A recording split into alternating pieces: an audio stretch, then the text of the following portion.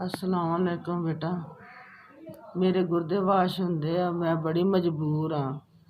मेरे निक्के निक्के बच्चे आ, जवान बेटियां मेरियां, गुर्दे वाश होंदे आ, घर च खान नूं नहीं हैगी, परेशानी बड़ी वधी पई आ, पैसे पल्ले कोई नहीं हैगे।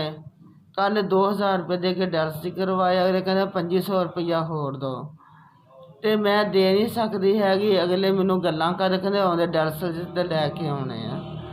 ਤੁਹਾਡੀ ਬੜੀ ਮਿਹਰਬਾਨੀ ਆ, ਤੁਹਾਡਾ ਬੜਾ ਕਰਮ ਆ, ਤੁਸੀਂ ਬੜੇ ਅੱਛੇ ਬੱਚੇ ਆ। ਮੇਰਾ ਕੁਛ ਕਰ ਦੇਵੋ ਤੇ ਮੈਂ ਮਜਬੂਰ ਬੰਦਾ ਵਾਂ। ਹੱਥ ਬੰਨ੍ਹ ਕੇ ਅਰਜ਼ ਮੇਰੀ ਤੁਹਾਡੇ ਅੱਗੇ, ਜੇ ਮੇਰੀ ਮੰਨ ਲਵੋ ਤੇ। ਮੇਰਾ ਮੀਆਂ ਰੇਹੜੀ 'ਤੇ ਮੂਲੀਆਂ ਲਾਉਂਦਾ ਵਾ, ਤੇ ਉਹ ਦਿਹਾੜੀ ਡੰਗ ਦੀ ਰੋਟੀ ਲੈ ਆਉਂਦਾ, ਖਾ ਲੈਂਦੇ ਆ।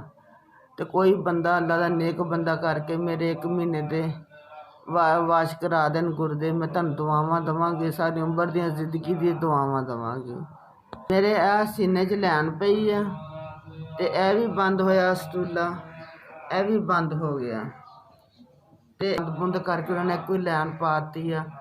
ਅਸੀਂ ਰੁਲੇ ਪਏ ਆ ਪੈਸਿਆਂ ਦੇ ਹੱਥੋਂ, ਬਹੁਤ ਮਜਬੂਰ ਹੋ। ਅੱਲਾ ਦਾ ਨੇਕ ਬੰਦਾ ਮੇਰੇ 1 ਮਹੀਨੇ ਦੀ ਫੀਸ ਜਮ੍ਹਾਂ ਕਰਾ ਦਿਓ ਪਰਮ ਕੈਦ ਦੀ, ਤੇ ਮੇਰੀ ਜ਼ਿੰਦਗੀ ਸੌਖੀ ਹੋ ਜਾਏ। ਚਲੋ ਮੈਂ ਵੀ ਸਕੂਨ ਨਾਲ ਦਿਨ ਕੱਢ ਲਵਾਂ। जब तक मेरा कार्ड नहीं ना चलता, मेरी गुर्दे की फीस जमा करा दो। नसरीन अख्तर, मैनू 6000 रुपया खर्चा मिले अज डायलिसिस का। तुहाडी खैर होवे, अल्लाह तुहानू तंदुरुस्ती देवे। पहले भी मेरी मदद की, एक बार हुण फेर की है। 1000 रुपया मेरा पिछला डायलिसिस मैं आधार कराया से, उस 2000 इंदा सी, वो भी 2000 दिता, अज का भी दिता, 3000 रुपया अज दिता मैनू। मेरा भी मैनू 50 दे रहा ना पैसे। ला जिंदगी से तंदुरुस्ती देवे, उन्होंने अल्लाह बहुता देवे, उन्होंने तंदुरुस्ती देवे। अल्लाह मेरी डायलिसिस बंद आ, तो अल्लाह का नेक बंदा मेरे डायलिसिस करा दिया कर। ये तकार जदों दा बंद आ मेरा, कार्ड जद तक बंद आ मेरा मसला बनया रहना। डायलिसिस करवा दे, अल्लाह का नेक बंदा मेरा खर्चा चुक लवे।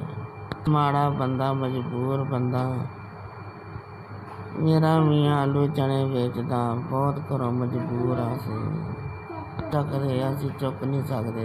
बड़ी खराब रहिंदी है हर दम मेरे। अल्लाह दा नेक बंदा मेरा कुछ चुक लवे, मेरा सीट कार्ड चल पवे, मैं मदद नहीं मंगांगी, कार्ड चल पवे।